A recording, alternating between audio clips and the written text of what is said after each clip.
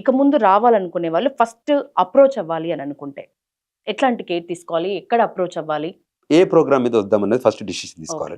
Student అనుకోండి, ఉమ్, మీరు ఇప్పటి వరకు ఏదైతే స్టూడెంట్ ప్రోగ్రామ్ ఉందో దానిలో చేయండి. ఉమ్, అమెరికాకి వచ్చి పని చేయకండి. ఓకే. మీరు పని చేయాలనుకుంటే ఆథరైజేషన్ తీసుకోండి. Um, you have to have authorized document. Authorized activity మీరు చేయండి. అనాథరైజ్డ్ వర్క్ చేయకండి. ఓకే. క్లియర్. ఓకే. మీరు అనాథరైజ్డ్ వర్క్ చేస్తే అప్పుడు మందం బాగానే అనిపిస్తుంది, కానీ ఎప్పుడు ఒక రోజు మీరు దొరుకుతారు. ఓకే. ఎందుకంటే డిజిటల్ ఏజ్.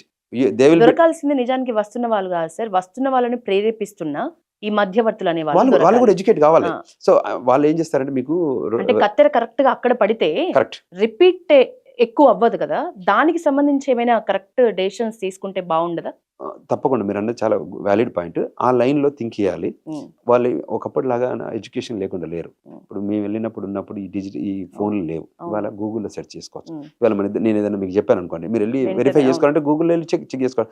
సేమ్ క్వశ్చన్ వేసి ఇప్పుడు ఏ వచ్చిందండి, మీరు అవును. క్వశ్చన్ అడిగితే ఆన్సరే మీ ముందు ఉంది కదా. చెప్పేస్తారు. ఒకప్పుడు మీరు గూగుల్ మ్యాప్లు ఇవ్వరు, మీరు మా ఇల్లు చూడాలంటే చూడవచ్చు గూగుల్ అవును. మ్యాప్లో. నేను ఇల్లు ఏవో మాటలు చెప్పినా కూడా మీరు నేను వెళ్ళిపోయాక సెర్చ్ చేస్తే మా హిస్టరీ అంత వస్తుంది. అవును. ఇటువంటి సినారియో ఉన్నప్పుడు మనం ఒక కన్సల్టింగ్ దగ్గరికి వెళ్తాం. వాళ్ళు ఏదో చెప్తారు అనుకోండి, మాయా అవును. మాటలు చెప్పారు అనుకోండి, ఉమ్, మీరు వెనకకి వచ్చేది ఇంటర్నెట్లో చెక్ చేసుకోవచ్చు కదా, ఉమ్, వెరిఫై చేసుకోవచ్చు కదా.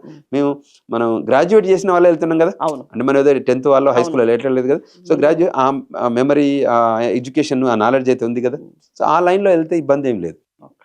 కానీ మన ఇంటెన్షన్సే మాలిషియస్ ఇంటెన్షన్స్ ఉన్నాయి అనుకోండి, um, you will be in trouble. ఇప్పుడు వాళ్ళు నేను చెప్పాను చూడండి, ఆ స్నోలో వచ్చే వాళ్ళకి ఉమ్, ఎట్లా వస్తామని అనుకుంటాం, మనం వెళ్తే ఇబ్బంది అవుతుంది, మనం స్లోలో నడుచుకుంటూ వెళ్తున్నాం అనేది ఉండాలి కదా. ఉమ్, వీళ్ళ ఇబ్బంది. ఈ అబ్బాయి పనిచేస్తున్న అబ్బాయి దొరికితే ప్లాన్ బి కూడా ఉండాలి కదా. మనం వెళ్తే ఏం జరిగితే ఏమవుతుంది అని తెలియదు. డోర్ డాష్ నాకేం కాదు, అసలు డోర్ డాష్ అకౌంటే మనకు ఉండొద్దు స్టూడెంట్కి. ఓకే.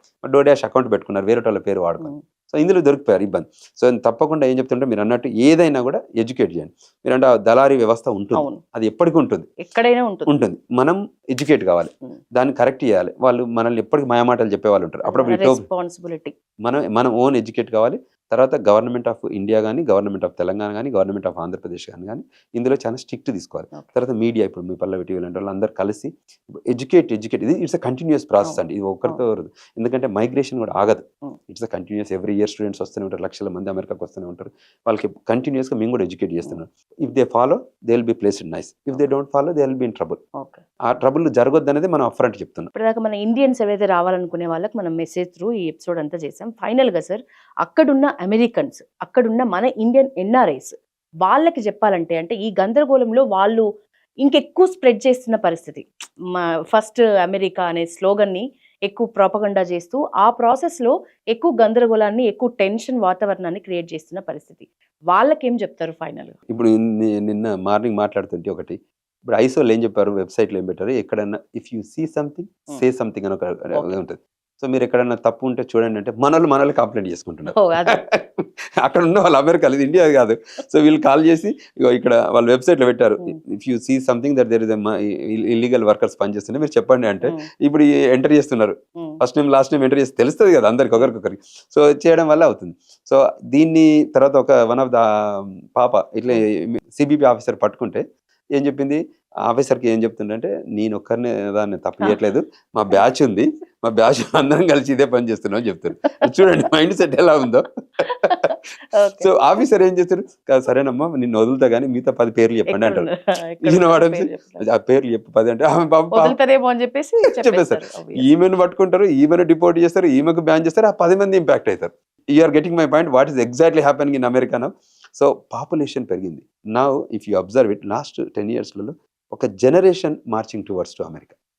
మీరు చూస్తే ఇప్పుడు ప్రతి ఊర్లో, ఇప్పుడు ఒకప్పుడు మీ అమెరికా చెప్తా అమెరికా వెళ్ళాడని, అమెరికా చెప్తా అన్నిటికంటే చిన్న విషయం అయిపోయింది. ఇప్పుడు ఊర్లో మా కొడుకున్నాడు, మా అంటే ఇంటికొకళ్ళు వెళ్తున్న పరిస్థితి ఉంది. అందరు ఇప్పుడు మీకు ఇక్కడ మొన్న ఎవరో పెళ్లికి అడుగుతారు, ఇక్కడికంటే ఎక్కువ పెళ్లి అక్కడ చేసుకుంటున్నారు.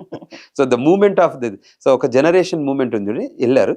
సో ఇప్పుడు ఏంటంటే country has laws, you have to avoid the laws. మాకు థెఫ్ట్ కేసెస్ వస్తుంటాయి, తర్వాత డియూఐ కేసెస్ ఉంటాయి, మ్యాట్రిమోనియల్ ఇష్యూస్ ఉంటాయి, అండ్ రకరకాల వేరియస్ ప్రాబ్లమ్స్ ఉంటాయి. మనం గైడెన్స్ కోసం, నాలెడ్జ్ కోసం వస్తుంటారు.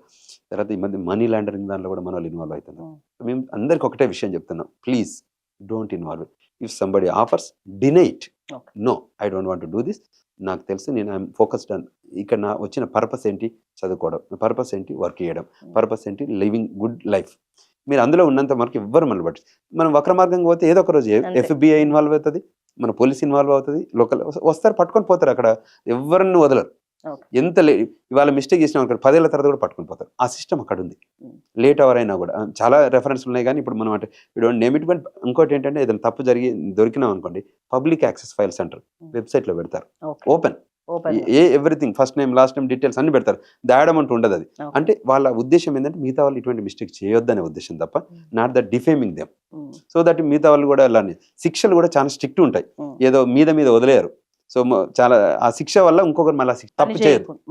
సో ఈ సైడ్ ఎఫెక్ట్స్ మీద చాలా అవగాహనతో మన రెస్పాన్సిబిలిటీ, మనం ఏం చెప్పి వెళ్తున్నాం దానికి స్టిక్ ఆన్ అయి ఉండే వాళ్ళకి మాత్రం ఎవ్వరు భయపడద్దు, బాధపడదు కదా, బ్రహ్మాండంగా తల ఎత్తుకొని ప్రైడ్ గా ప్రౌడ్ గా తిరగచ్చు. ఏమంటే యూ బిల్డ్ మీ పిల్లలు ఇప్పుడు రేపు పొద్దున చూడండి వస్తున్నారు. ఈ జనరేషన్ కూడా చాలా active. Department of homeland security మన దగ్గర ఉంది, FBI మన దగ్గర ఉంది. మన లీడర్స్ దానికి. ఇప్పుడు ట్రంప్ అడ్మినిస్ట్రేషన్ లో మన దగ్గర మన బైడెన్ కి స్పీచ్ రైటర్ మా తెలుగు అతను మధ్యలో ఈ పాయింట్ ని బట్టి మనం అర్థం చేసుకోవచ్చు. నిజానికి మనకి మీరు అన్నట్లు ఇల్లీగల్ చేసే వాళ్ళకి తప్ప మిగతా వాళ్ళకి ఎనీ టైం వెల్కమే ఉంది పరిస్థితి. సో అదొకటి మనం గుర్తుపెట్టుకొని మీరు అన్నట్లు ఒక ప్రాపర్ వేలో ప్రాపర్ రెస్పాన్సిబిలిటీతో వెళ్ళి రెస్పాన్సిబిలిటీగానే ఉంటే ఎట్లాంటి ఎఫెక్ట్ లేదని మనకు ఎన్నో ఏళ్ల నుంచి అక్కడ ఉండి గ్రౌండ్ రియాలిటీ మీద పూర్తి అవగాహన ఉన్న ఇవాళ మన గెస్ట్ విశ్వేశ్వర రెడ్డి కలవల గారు చెప్తున్నారు. ఇది మనం మైండ్స్ లో పెట్టుకొని వెళ్తున్న వాళ్ళు కూడా ఇక్కడి నుంచే ఒక ఫస్ట్ స్టెప్ దగ్గర నుంచే మినిమం మనం ప్రతిదీ కూడా పూర్తి అవగాహనతో వెళ్తే మంచిదని సూచిస్తున్నారు.